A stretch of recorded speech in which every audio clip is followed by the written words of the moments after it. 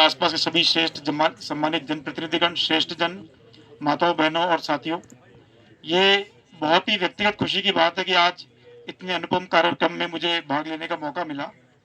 और मैं ये बहुत दृढ़ता से मानता हूँ कि हम सब बात जरूर करते हैं, पर्यावरण बचाना चाहिए, बारिश होनी चाहिए, ऐसा करना चाहिए, वैसा नहीं करना चाहिए, लेकिन हम सिर्फ रायचंद बन के रह जाते, करमचंद नहीं बन पाते। उसके लिए प्रयास क्या करें वो नहीं हो पाता। और मैं ये भी जानता हूँ, हम सब इस बात को अच्छे से मानते हैं कि पर्यावरण जो है वो बिगड़ रहा है, हम ही उसके जिम्मेदार हैं।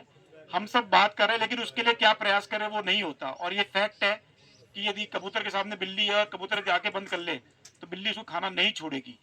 पर्यावरण को यदि हम इस तरह से अंधाधुंध खराब करते जाएंगे, सिर्फ बात करेंगे, प्रयास नहीं करेंगे, तो वो दिन दूर नहीं है कि जो हमारी आने वाली पीढ़ी के लिए हम बहुत सपने संजोते हैं, मकान बनाते हैं और संपत्तियां उनके लिए क्रिएट करते हैं, लेकिन वो किसके काम आएगी? पर्यावरण नहीं बचेगा तो ये पक्का है, कुछ भी नहीं बचेगा। ये जानते बूझते भी हम उसको केवल नजरअंदाज करते हैं।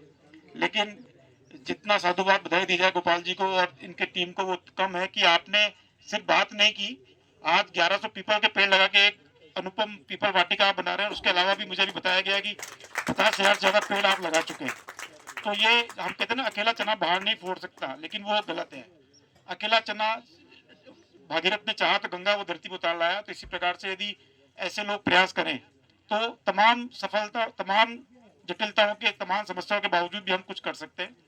तो ये जो आपने प्रयास किया है वो, उससे न सिर्फ वातावरण सुधरेगा बल्कि एक मैसेज नीचे तक जाएगा कि हमें अच्छी बात भी करनी चाहिए, अच्छा काम उसके साथ करना बहुत जरूरी है। तो जो ये आज प्रयास आपने किया वो बहुत ही खुशी की बात है।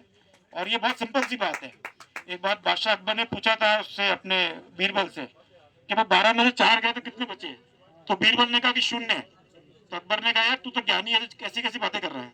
तो उसने कहा हुकुम, 12 महीने में से 4 महीने की बारिश के चले गए तो फिर 0 है। बारिश नहीं है, पर्यावरण नहीं, तो कुछ भी नहीं बचेगा।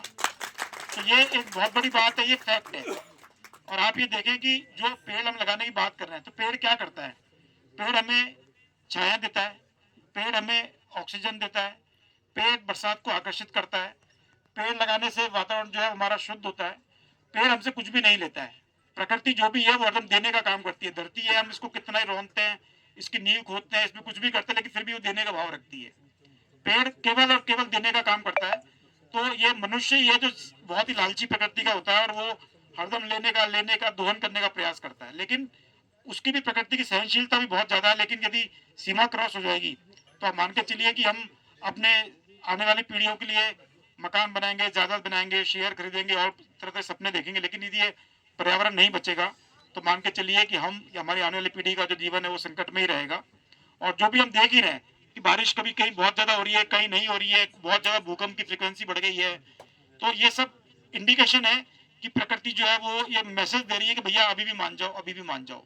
और अभी भी ये बात सही है कि यदि, क्योंकि प्रकृति बहुत ही सहनशील है, यदि अभी भी हमने सबने प्रयास किए तो वापिस हम जो चीजें खराब की है उसको ठीक कर सकते हैं। लेकिन हम केवल बात करेंगे, प्रयास नहीं करेंगे तो निश्चित रूप से हम पतन की तरफ बढ़ेंगे।